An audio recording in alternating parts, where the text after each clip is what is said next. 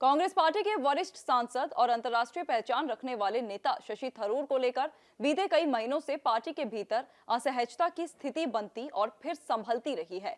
लेकिन हालिया घटनाक्रम को देखते हुए ये सवाल अब और गहराता जा रहा है कि क्या शशि थरूर और कांग्रेस के रास्ते अब अलग होने वाले हैं। राजनीतिक गलियारों में ये चर्चा तेज है कि या तो थरूर खुद पार्टी छोड़ने का फैसला कर सकते हैं या फिर कांग्रेस नेतृत्व उन्हें किनारे करने की दिशा में आगे बढ़ सकता है। असल में ये चर्चा तब और बढ़ गई जब शशि थरूर केरल चुनाव की तैयारी के लिए दिल्ली में बुलाई गई कांग्रेस की बड़ी बैठक में शामिल नहीं हुए। उनके वहां ना पहुंचने से पार्टी के अंदर कई तरह की बातें शुरू हो गईं। कुछ नेताओं और कार्यकर्ताओं को लगा कि थरूर राहुल गांधी से नाराज हैं और उन्हें पार्टी में वो इज्जत नहीं मिल रही जो मिलनी चाहिए। हालांकि बाद में कांग्रेस सूत्रों ने साफ किया कि शशि थरूर ने बैठक में न आने के लिए पहले ही इजाजत ले ली थी। सूत्रों ने बताया कि थरूर अपने इलाके तिरुवनंतपुरम में रहना चाहते थे क्योंकि वहां प्रधानमंत्री नरेंद्र मोदी का कार्यक्रम था। इसी वजह से वो दिल्ली के बैठक में नहीं आ सके।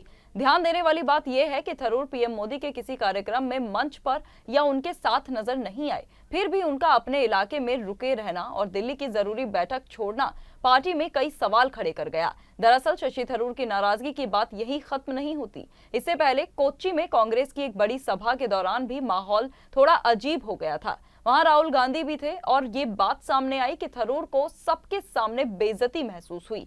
बताया गया कि मंच पर बैठने की जगह भाषण देने वालों की बारी को लेकर कुछ गड़बड़ हो गई थी। सूत्रों के मुताबिक थरूर से कहा गया था कि उनके बाद सिर्फ राहुल गांधी बोलेंगे, लेकिन बाद में कई और नेताओं ने भी भाषण दे दिया। इसे थरूर जैसे बड़े नेता की अनदेखी माना गया, जिससे उनकी नाराजगी और बढ़ गई।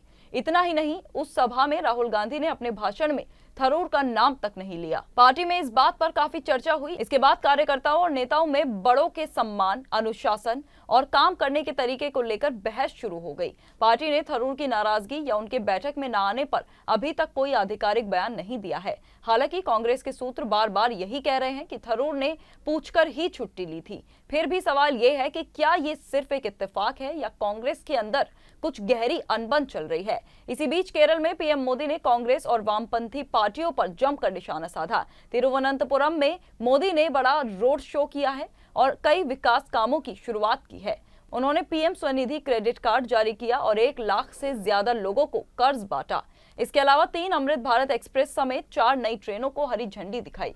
भाषण देते हुए पीएम मोदी ने भ्रष्टाचार पर कांग्रेस और वामपंथी दलों को घेरा और केरल के लोगों से आने वाले चुनाव में एनडीए को मौका देने की अपील की। भाषण के अंत में उन्होंने अंग्रेजी में कहा, अब वक्त है विकसित केरल का, अब वक्त है एनडीए सरकार का।